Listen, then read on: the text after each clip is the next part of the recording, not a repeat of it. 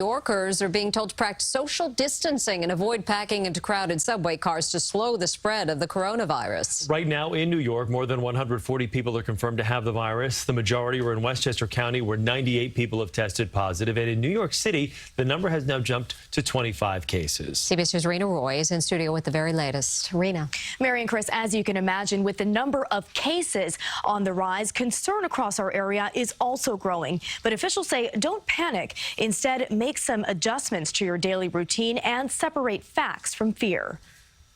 New York State now has the most coronavirus cases in the entire country. Local leaders are advising people to stay calm as the numbers go up. Against a backdrop of 8.6 million people, and for the vast majority of New Yorkers, life is going on pretty normally right now. We cannot shut down because of undue fear. But top officials are suggesting so-called social distancing. That means avoiding group gatherings, plus crowded subways and buses. Some already working from home, including the head of the Port Authority, which oversees the airports in our area. Rick Cotton and his wife both testing positive. He spent a lot of time at JFK Airport just at that time when all the flights were coming in, if you remember.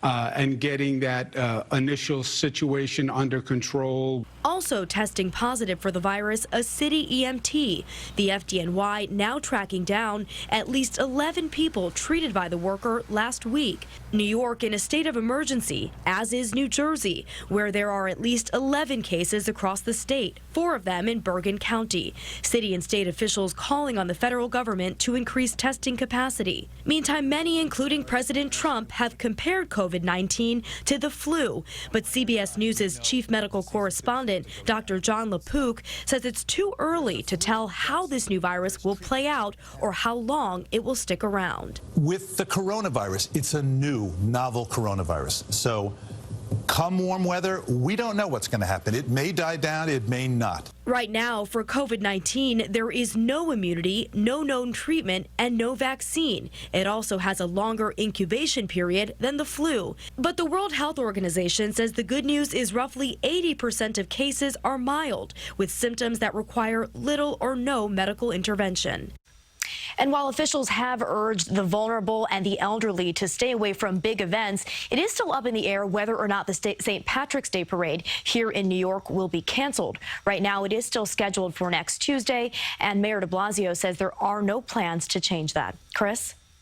Rita, thank you very much. Now to a developing story right now. Governor Phil Murphy will be holding a briefing on the coronavirus. New Jersey has declared a state of emergency. There are now 11 cases there.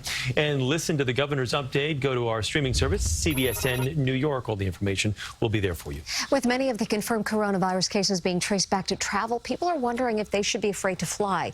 Governor Cuomo spoke this morning to address those fears.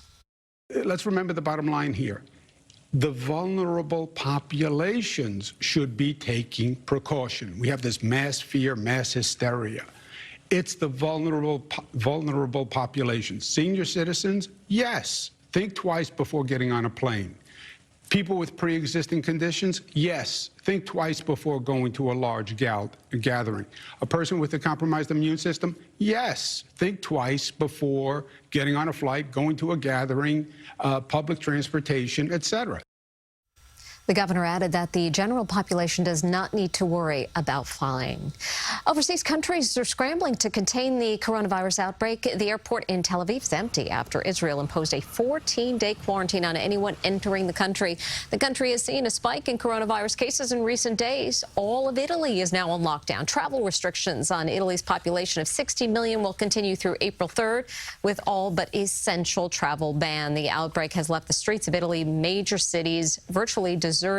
So far, Italy has seen 9,172 cases with 463 deaths reported, the most of any country outside of China. The Vatican has also closed St. Peter's Square and the Basilica to tourists because of the coronavirus. Well,